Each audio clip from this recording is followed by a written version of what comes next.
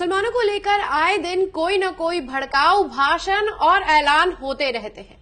अब तो बाइकॉट से भी बाकी बात बढ़कर हिंदू राष्ट्र की शपथ दिलाने तक की बात आ गई है और इसमें तमाम दंगाई एंकर तो अपना रोल निभाते ही रहते हैं। वहीं कुछ दिनों पहले सुप्रीम कोर्ट में नफरती बयानबाजी करने पर तमाम नफरती एंकरों पर सुप्रीम कोर्ट का चाबुक चला था, लेकिन उसके बावजूद ये नफरती एंकर थमने का नाम नहीं ले रहे हैं। देश में जगह जगह जाकर हिंदू राष्ट्र की शपथ दिला रहे हैं और तमाम हिंदुओं को याद दिला रहे हैं कि मुसलमानों को ठिकाने लगाने के लिए हिंदू राष्ट्र की शपथ लेना जरूरी है।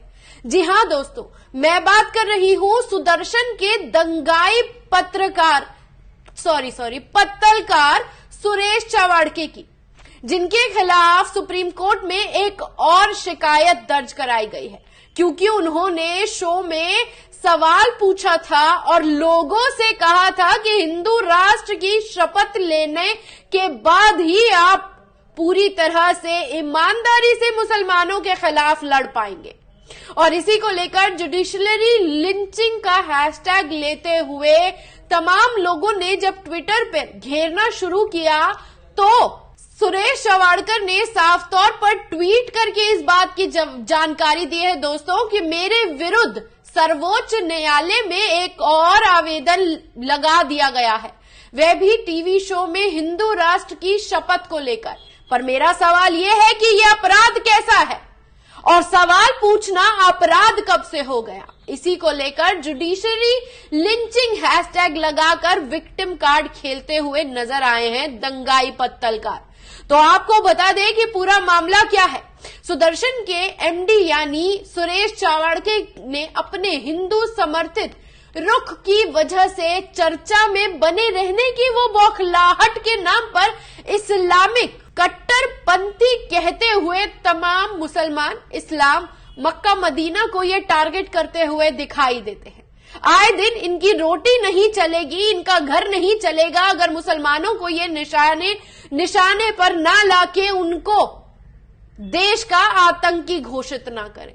फिर चाहे वो धर्मांतरण के नाम पर हो, लव जिहाद के नाम पर हो, लैंड जिहाद के नाम पर हो या कोई भी जिहाद पैदा करना पड़े, अगर टीआरपी लानी है और घर चलाना है तो मुसलमानों को ही निशाना बनाना पड़ेगा और इसके अलावा इनके पास कोई और कंटेंट होता नहीं है। खैर, आपको बता दें कि 30 जनवरी 2023 को उनके विरुद्ध सर्वोच्च न्यायालय में एक आवेदन लगाया गया है और उसकी जानकारी इन्होंने खुद ट्वीट में बताई है और अपने आप को विक्टिम बताते हुए कहा है कि ये कब से अपराध हो गया।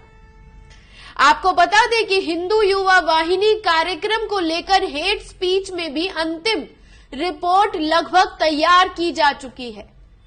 अतिरिक्त सॉलिसिटर जनरल के.एम. नटराज की पीठ ने बताया है कि जांच लगभग पूरी हो चुकी है।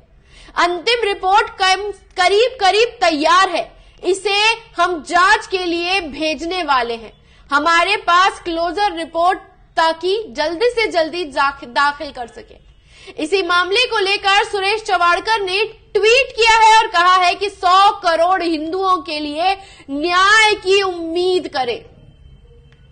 और बात साफ है कि अब हिंदुओं के लिए न्याय मांगना इसलिए पड़ रहा है क्योंकि मुसलमानों को दंगाई बताकर, आतंकी बताकर अपने घर की रोटी बना रहे हैं और सिर्फ मुसलमानों के नाम पर हिंदुओं को भड़काकर देश बचाना चाहते हैं। और उस देश को बचाने के लिए इन्होंने नया नाटक शुरू कर दिया है कि हम हिंदू राष्ट्र की शपथ दिलाएंगे। दोस्तों, बीते दिनों आपने सोशल मीडिया पर वीडियो भी देखा होगा कि ये जगह जगह जाकर तमाम लोगों को हिंदू राष्ट्र की शपथ दिला रहे हैं, जिसको लेकर तमाम लोगों ने शिकायत की, ट्विटर पर ट्रोल भी हुए, लेकिन उसके बावजूद अदालत में इनके खिलाफ पूरी तरह से मुकदमा दर्ज कर दिया गया है और आगे इसी पर लेकर अब सुनवाई होगी। अब आपको ये भी बता देना जरूरी हो जाता है कि चवाड़कर पर यह भी आरोप लगा है कि गोविंदपुरी मेट्रो स्टेशन पर हिंदू युवा वाहिनी द्वारा आयोजित एक कार्यक्रम के दौरान हिंदू राष्ट्र बनाने की भी बात की थी। ये वीडियो हमने आपको भी सोशल मीडिया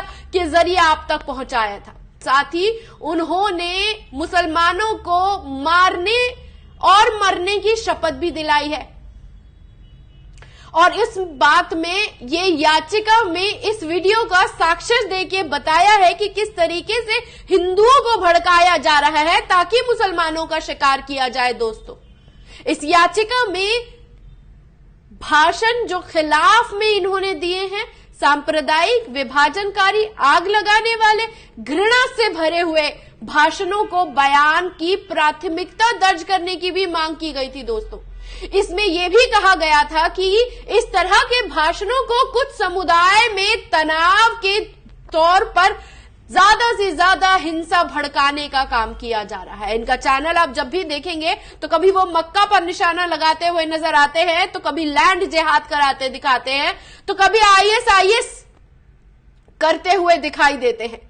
याचिका में एक और अदालत में बात को ध्यान देने की कोशिश की है कि हिंदू राष्ट्र के नाम पर सिर्फ और सिर्फ मुसलमानों को खिलाफ बल प्रयोग करने के लिए हिंसा पैदा करने का ये पुरजोर कोशिश कर रहे हैं। इस याचिका में 19 दिसंबर को घटना के दौरान एक ही सपना हिंदू राष्ट्र ट्वीट किया गया था, जो देश के मूल मूल्य धर्म निरपेक्षता, समानता, बंधुत्वता पर सीधा हमला है।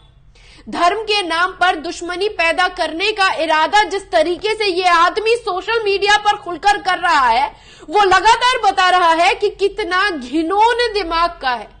जब बात सेकुलर की आती है, सेकुलरिज्म की आती है, तब ये कोई कुछ भी कहते हुए दिखाई नहीं देते, लेकिन जब बात मुसलमानों की आती है तो अपने शो में ये तक बताना भूल जाते हैं कि औरंगाबाद जैसा कोई शहर ही नहीं है, और अपने लाइव शो में फोन कट कर देते हैं क्योंकि वो सिर्फ और सिर्फ हिंदू राष्ट्र के हिंदू नेताओं और हिंदू लोगों के नाम से ही परिचित हैं। इस्लामिक हिस्ट्री इनके हिसाब से इस देश में है ही नहीं, इस्लाम इस देश में है ही नहीं, मुसलमान इस देश में है ही नहीं। लेकिन सच्चाई ये है कि भारत एक लोकतांत्रिक देश है, धर्मनिरपेक्षता की प्राथमिकता के साथ ही इस देश को आगे बढ़ा है, आगे बढ़ेगा और आगे ही बढ़ता आएगा। अब जेल जाना कितना जल्दी हो पाएगा दोस्तों, ये भी देखने वाला सवाल है, क्योंकि कोर्ट ने कमर कस ली है। इनके तमाम नफरती बयानों और शो को लिस्ट बनाकर आखिर रिपोर्ट भी तैयार हो चुकी है। अब बस फैसला सामने आने वाला है कि वहीं ये दूसरा फैसला, ये दूसरा भी कंप्लेन इनके सामने आ गई है। ये देखने वाली बात होगी कि कब इन पर कार्रवाई होती है और ये कब जेल का रुख जाते हैं, क्योंकि जब भी बात जेल की आती है तो 100 करोड़ हिंदुओं का हवाला देकर अपने आप को बचाने की बात करते हैं, क्योंकि हिंदू धर्म को बचाने का ठेका तो इन्होंने ही लिया हुआ है। लेकिन बात और सच्चाई यही है कि नफरत फैलाने वाले नफरतकारों को सुप्रीम कोर्ट के जरिए निशाना बनाकर जिस तरीके से तमाम चीजें सामने आएंगी, उसे हम सामने रखते रहेंगे।